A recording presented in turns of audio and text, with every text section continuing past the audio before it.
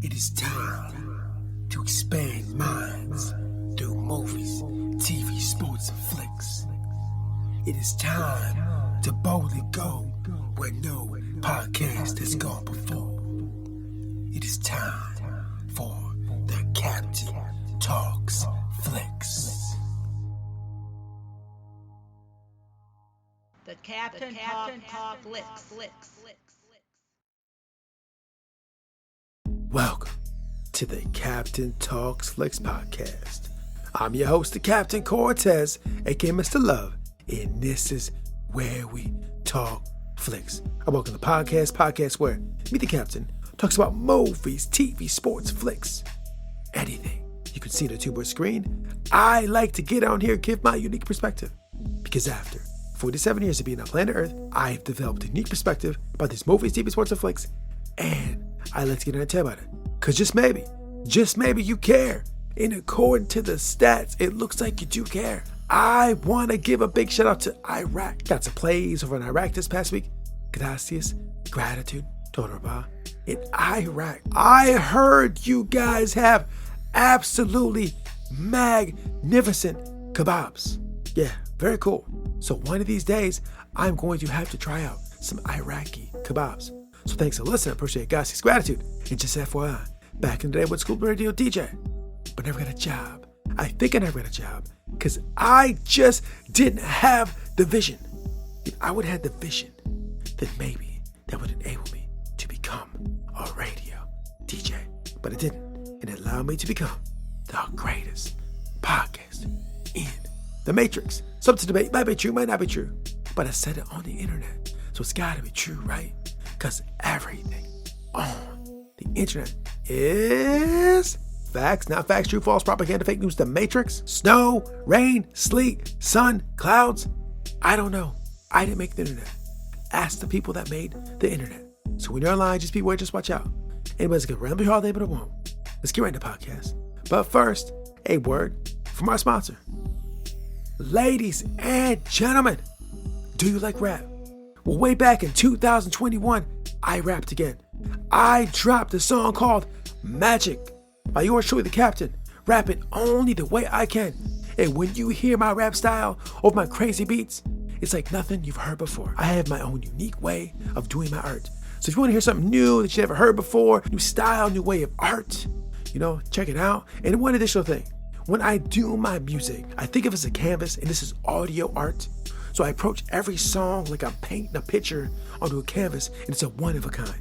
So if you want to hear the song called Magic, I will put the link below. Check it out. Now, let's get on the podcast. Ladies and gentlemen, I am back again. And guess what happened since the last podcast? Guess what? We got snow. I live up in the Midwest of the United States, in Michigan to be exact. And we got our first snow. It's all over the ground right now. Right now, it's all over the ground. So once I get done recording this podcast, I'm going outside and I'm going to shovel the snow for the first time this year. Yeah, shovel snow. It was bound to happen. In these parts up here, we don't say snow because it's a bad word. They're like, don't say the S word. We're talking about snow. Yeah, because we have lots of it. So far, not too much. But anyways, the first snow is here. Winter is here. Snow is here. It's cold. Brr. So yeah, we got snow. But who cares? Because now it is time to podcast. And ladies and gentlemen, I went back to the wild west one more time. Went back to horses, the lawmen, the outlaws, the saloons, the carnivals. I was there. I was checking them out.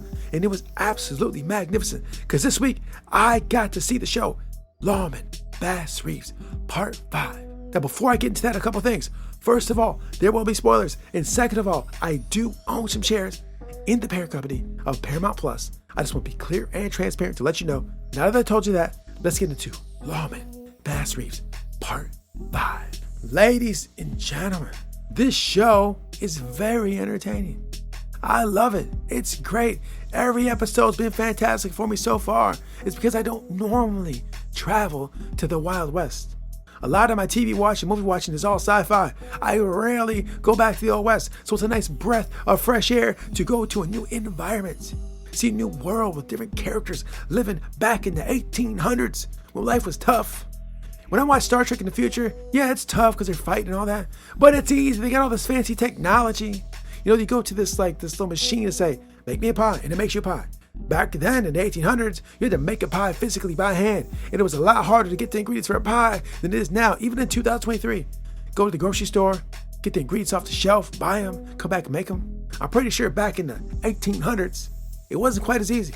But now in the Star Trek world, very easy compared to that.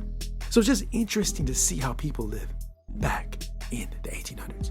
But ladies and gentlemen, I'm going to do what I always do, and I'm going to get into a couple things in the show that I really found interesting. And first of all, I want to revisit what I talked about in the last episode where I talked about Bass Reeves and the fact that being a marshal, he is away from home a lot, and I spoke on that the last episode.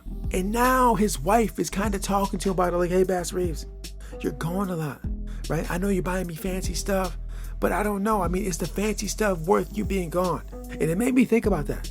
So, ladies and gentlemen, if you guys out there in cyberspace have a family, and your job keeps you away from the family. Now you're making big bank, big money, you're making all types of money, you're able to buy all types of fancy stuff for your kids and your wife and all that, all the fancy, expensive stuff. Yeah, very cool. But is it worth not having time with that family? Because you're always working, you're providing, and that's cool, and that's respect that. But is it worth not being able to see your kids, not being able to see your wife for a very minimal time with these people? Like, these are the most important people in your life, I would think. Now, the captain, me, I don't have kids or a wife or nothing like that, so I don't really know what that feels like. But like I said in the episode where I talked about that before, I just feel that maybe the trade-off of all the big bank and all the big money that you got just might be not worth not having the time with your kids and family. I don't know. I'm not an expert. I don't know the answer to this, but it did make me ponder that. Right? What good is all the big fancy stuff if you ain't got the time, bro? Now, as a 47-year-old man, as I continually travel this timeline and I get older and older, I do increasingly see the value of time. Time is extremely valuable, right? Because it's the one resource you can't make more of. It's the one resource you spend it, you lost it, right? You can always make more money. You can get a lot of other resources back, but the time, bro, the time is extremely valuable. And I think a lot of us don't really recognize or understand just how valuable it is. And maybe the trade-off for fancy things versus time with your loved ones might not quite be worth it. Now, I'm not telling you guys or telling Bass Reeves to stop doing what you're doing, but maybe you can throttle back slightly. Just a little bit, throttle back a little bit. Have just a little bit less so you can have more time together as a family. Because like I said, it's very precious, and I'm becoming more aware of it. And so anytime I talk with people or spend time with people, I appreciate and value that a lot because I know just how precious it is. So I'll talk to people when I spend time with them. I really, really value that. And I give them my undivided attention, pay so much attention to them. I listen and just have good conversation, communications, because I understand the value of that. And so watching Bass Reeves this week made me kind of think and ponder that just a little bit more. And maybe you guys in cyberspace can kind of identify with that. I don't know what kind of job you got, what you do, but maybe you kind of live that lifestyle. And maybe you should rethink it. I don't know. I'm not sure. Like I said, I don't have a family, so I don't know what that's like. But I imagine more time with them would be better. I don't know. Is it worth the trade-off? There's cost and benefits to everything. It's something we have to figure out as humans. Is it worth it? Is it not? I don't know. If you're living that life, I hope you're able to figure that out and balance it so you do have time with your family, but also have the nice things, right? Of course, that's what we all want. So yeah, I found that very interesting in Bass Reeves. So another thing I found interesting in the episode was that Bass Reeves' daughter, Sally, went to the carnival. Yeah, she went with that guy she kind of likes. They went together.